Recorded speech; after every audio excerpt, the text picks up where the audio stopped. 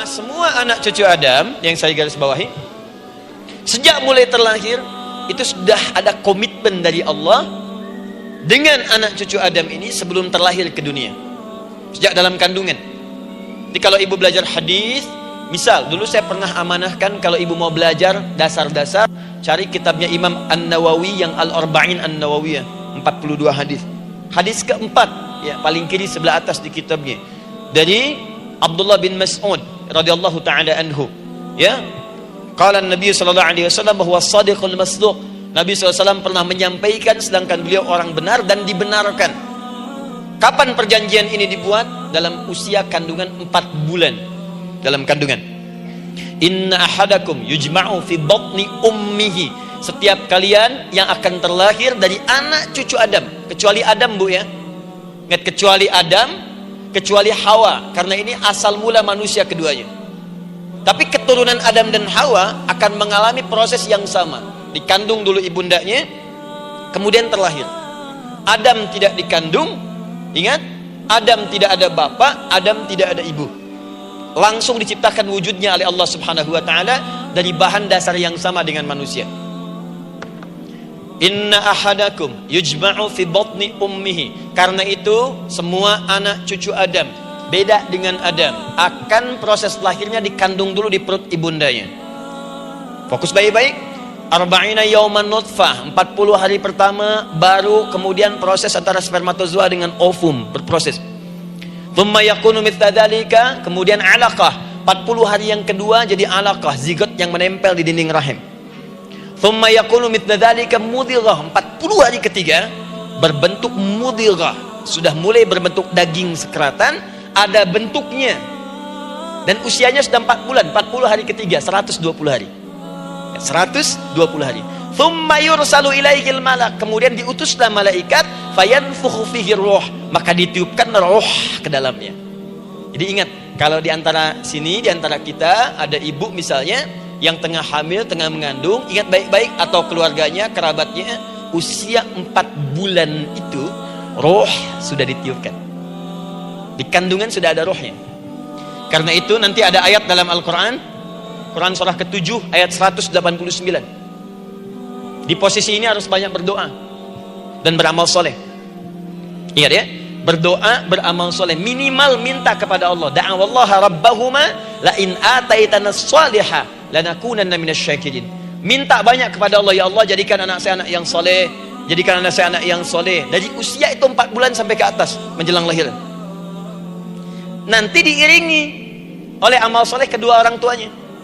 Ini sudah penelitian dokter muslim, khususnya di Asia Tenggara. Saya diskusi dengan seorang dokter muslim, ternyata ada korelasi amal soleh yang dikerjakan kedua orang tua, ayah dan bunda, atau calon ayah dan bunda, kepada anak yang sedang dikandung, yang belum dilahirkan. Jadi kalau orang tuanya rajin baca Al-Quran, itu berpengaruh ke anak, Bu. Dan penelitian terkini, itu mempercepat anak itu menjadi seorang penghafal Quran ketika lahir. Ya, pernah satu kali dibacakan Al-Quran, posisi janin itu berubah seperti sujud gitu. Itu penelitian sudah di MRI waktu itu dilihat ya, kelihatan. Jadi ada korelasi antara kesolehan orang tua dengan kesolehan anak yang sedang dikandung. Hati-hati ya. Tapi yang penting diketahui adalah dalam usia kandungan 4 bulan itu disebutkanlah isyarat di Quran surah ke-7 ayat 172, terjadi perjanjian komitmen dengan Allah Subhanahu wa taala. Apa perjanjiannya? Wa idh akhadha rabbuka min bani adama min zuhurihim dzurriyyatahum wa ashhadahum ala anfusihim. Lihat perjanjiannya, saya fokus di kalimat ini, alastu bi rabbikum. Rabb. Apakah engkau akan berkomitmen saat ini? Bersaksi? Karena kalimatnya bersaksi. Wa ashhadahum, dan mereka bersyahadat, bersaksi, komitmen. Di komitmennya menggunakan kata syahadat di sini. Karena itu nanti setiap bayi yang sudah terlahir dari rahim ibu manapun itu berada dalam keadaan suci karena sudah bersyahadat dalam perut ibundanya. Masih ingat hadis ini? Kullu mauludin yuladu 'alal fitrah. Setiap yang terlahir dari rahim perempuan manapun itu membawa fitrah. Apa di antara fitrah yang dimaksudkan itu? fitrah keislaman, fitrah mengakui Allah sebagai Tuhan. Itu nanti ada di Quran surah ke-30 ayat ke-30, paling kanan sebelah atas. Quran surah 30 ayat 30.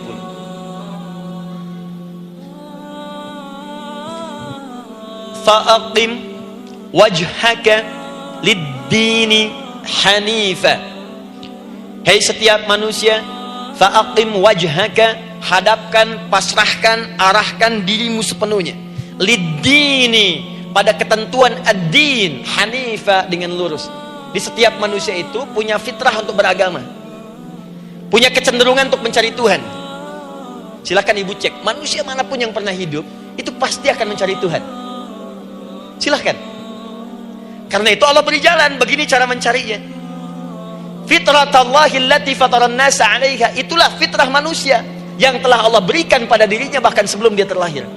Di antara fitrah manusia ada kecenderungan untuk mencari Tuhan, ada kecenderungan untuk mendekat kepada Allah.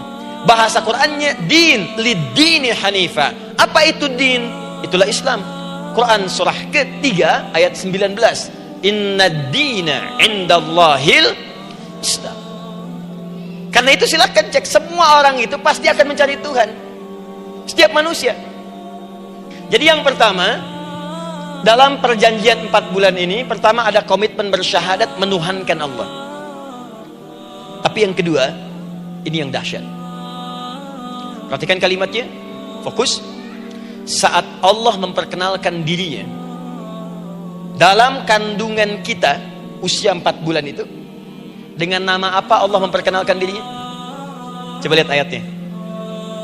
Alastu bi rabbikum, dengan nama Rabb, Rabb. Wa id akhadha rabbuka, Rabb, min bani adama dzurriyyatahum, awas, wa ashhadahum ala anfusihim. Alastu bi rabbikum, dengan nama Rabb. Rabb. Nah, ibu sekalian, kata Rabb ini itu berasal dari kata ar-rububiyah. Ar-rububiyah yang berarti sifat merawat, memberikan semua kebutuhan. Saya ulang ya, merawat, memberikan semua kebutuhan,